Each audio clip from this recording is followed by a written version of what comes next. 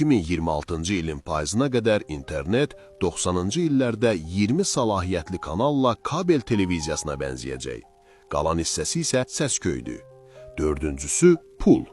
Bankdakı əmanətləriniz verilənlər bazasındakı rəqəmlərdir.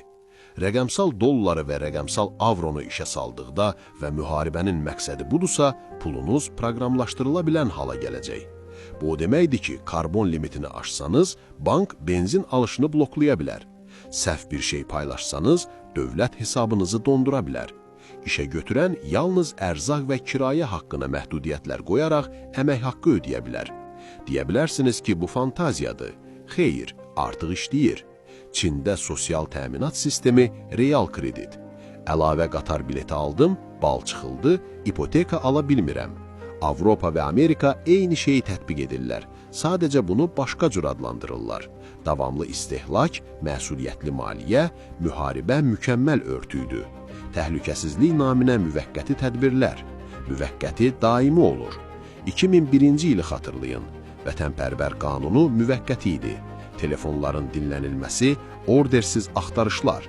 25 il keçib, qanun hələ də qüvvədədir. 5-ci qanun şuurur səfərbərliyidir. Təbliğatla bombardıman ediləcəksiniz. Hər gün, hər saat. Düşmən dəyərlərimizi təhdid edir.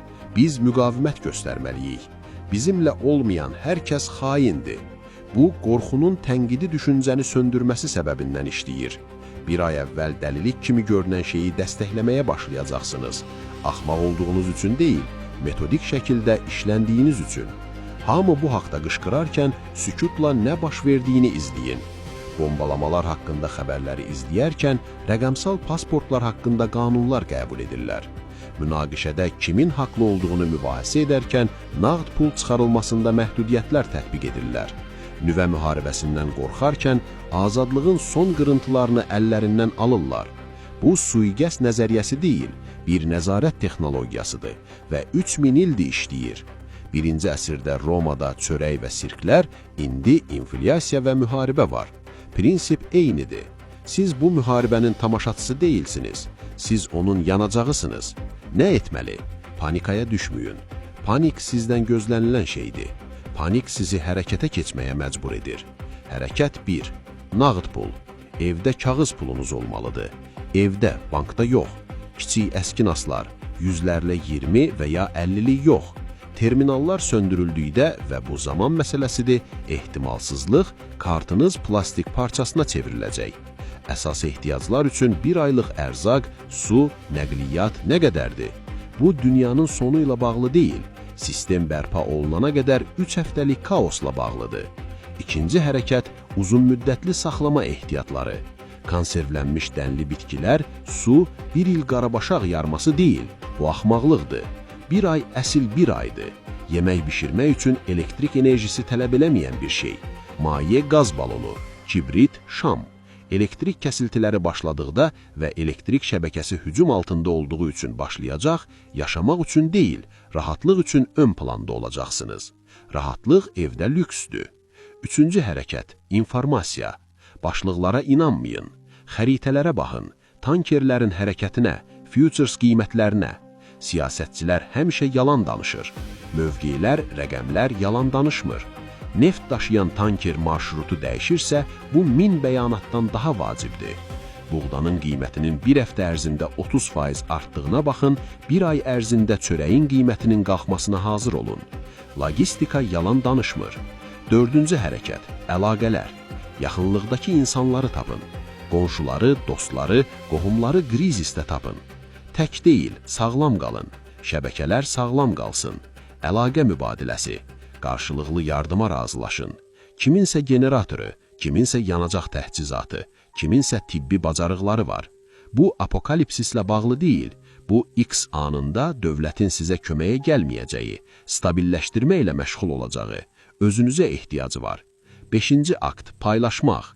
Bu videonu yadda saxlayın, dostlarınıza göndərin. Algoritmlər artıq bu cür məzmunu boğmağa başlayıb. Bir ay sonra axtarışda tapılmayacaq. 2-ci ayda şikayət edildikdə silinəcək. İnformasiya silahdır, amma insanlara çatarsa. Bunu görən hər kəs sükut divarında bir çatdı. Kiminsə gəlib sizi xilas etməyini gözləməyin. onlar gəlməyəcək. Sistem onu idarə edənlər üçün işləyir.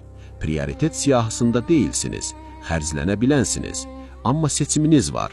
Onların qaydaları ilə oynayın və ya oyundan çıxın. Fiziki deyil, zehni yolla. Onların qancalarına cavab verməyi dayandırın. Onlara standartlara inanmağı dayandırın.